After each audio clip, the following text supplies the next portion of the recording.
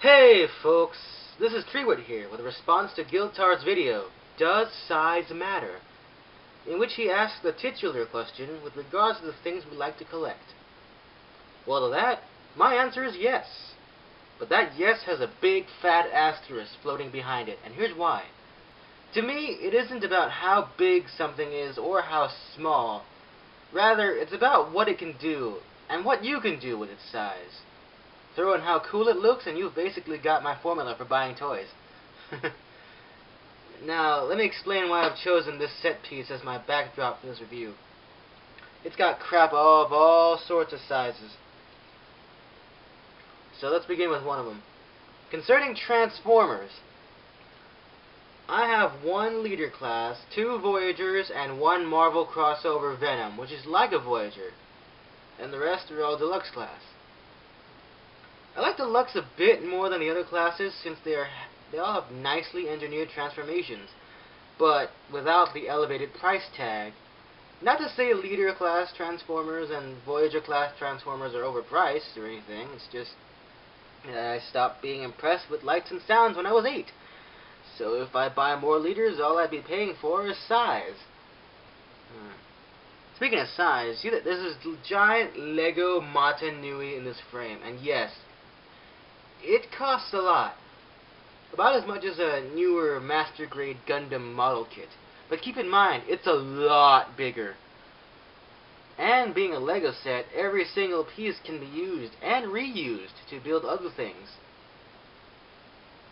Revoltechs, on the other hand, are pretty small, and when weighed against their price tag, they might not do it for you. But if you just wanted an action figure for size, then Revoltech isn't the brand for you. Wait, or is it Yamaguchi? Well, Revoltech toys aren't the toys for you then. Revoltechs cost roughly 20 to 30 or more, but most are as tall as your average 6-inch action figure that costs about $10. Which leads me to my point. You aren't paying for size when you buy these, you're paying for playability. You're playing for super posable action figure with super awesome accessories, and in my case with the 2 Queen's Blade ones here, super moe action. Yeah. Now on the other hand, regarding Gundams, I prefer 1 to 144 high grades due to the affordability / playability ratio.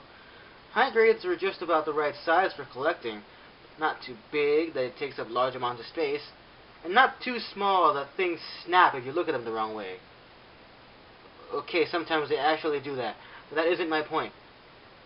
Although lately, since the newer high grades in the Universal Century line are quite pricey, I've been more interested in SD Gundams. Sure, I only have 2, and they're right there.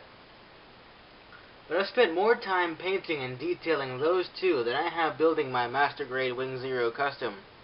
Right there. Oh, I think that's mostly because it takes a while for paint to dry. And these things do take up a large amount of paint. Speaking of Master Grades, they're nice, but I wouldn't want too many of them. I am impressed by their level of detail, but the price in some of their heads is... gah! They're not that much bigger than 1/144 scales, but they sure do cost a lot more.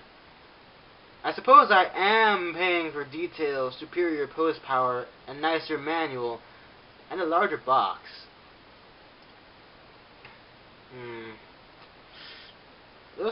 They're iffy with me. It really depends on if I really like the suit. And I only have 2 Master Grades so far, the Wing Zero Custom and the RX-78 version Ka, which is a very good one. Very good one, if I might add. I don't buy 1 to 100 no grade / high grades anymore thanks to this bad experience I had with one early on. That thing just didn't want to stay in that epic pose I put it in. Wow. This is a pretty big asterisk. Alright, let's close up.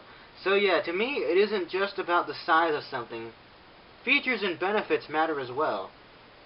So anyway, I hope you found my rambling tendencies informative, Guiltaur. This is Trewerd, and I'll see you guys later. Bye-bye.